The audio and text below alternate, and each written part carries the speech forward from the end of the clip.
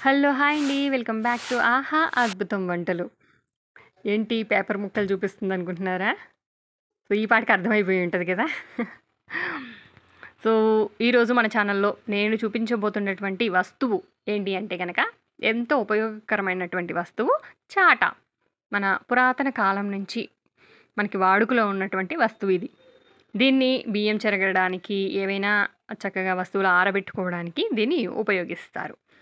So, వెదురు చాట కొనుక్కున్నప్పుడు మనం దాన్ని అలకాలనమాట. ఏదన్నా ఆవు పేడ గానీ, లేకపోతే పేపర్స్‌తో గానీ అలకడం అనేది ప్రధానం. ఎందుకంటే దానికి హోల్స్ ఉంటాయి. మనం ఏదైనా రవ్వ గానీ, బియ్యం గానీ వేసుకున్నప్పుడు కింద పడిపోయే ఛాన్సెస్ ఉంటాయి.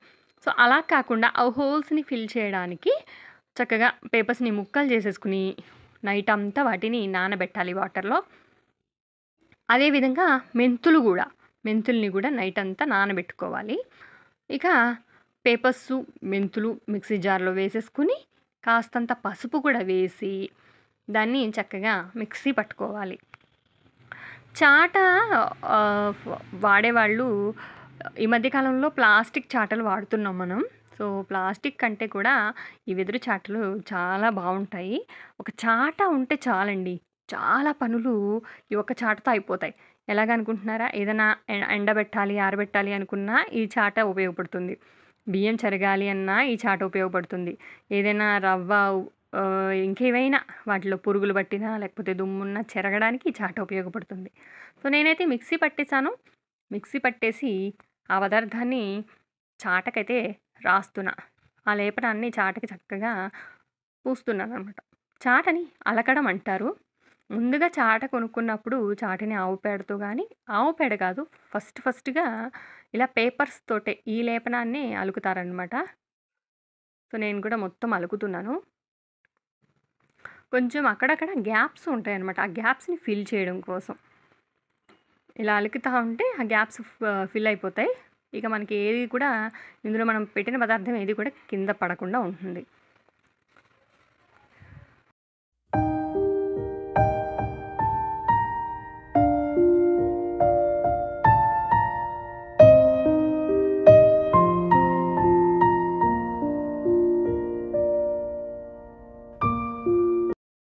వాళ్ళని పూర్వం అయితే గబాల్ని ఇంటి ముందుకి ఏమన్నా పప్పు, ఉప్పులు అమ్మొచ్చినప్పుడు ఇదే చాటని గబాల్ని పట్టుకెళ్ళిపోయేవాళ్ళనమాట. అంటే అన్ని రకాల సామాన్లు ఇందులో యేసుకొని తెచ్చుకునేవాళ్ళు లోపలికి.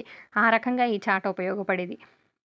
సో, చాటని మనం డబ్బులిచ్చి కొనుక్కునే దానికంటే కూడా ఎవరన్నా దానంగా ఇస్తే పుచ్చుకోవడం చాలా మంచిదంటండి. పెద్దలు చెప్పగా నేను విన్నాను.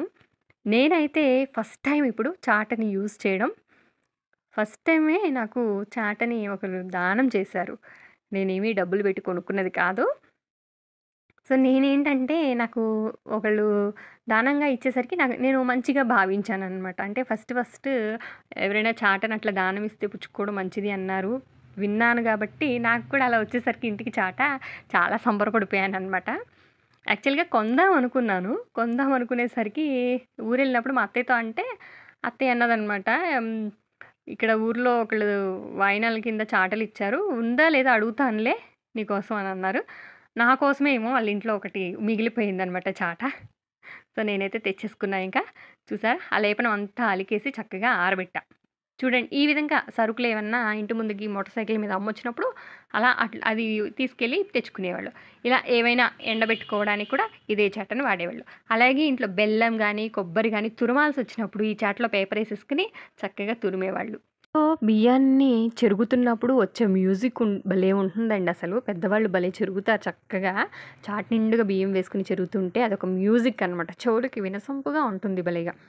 నేను చాటలో ఏదైనా వేసుకొని చెరగడం కూడా ఇదే ఫస్ట్ టైమ్ అనమాట. బియ్యాన్ని ఫస్ట్ టైమ్ చెరుగుతున్నాను.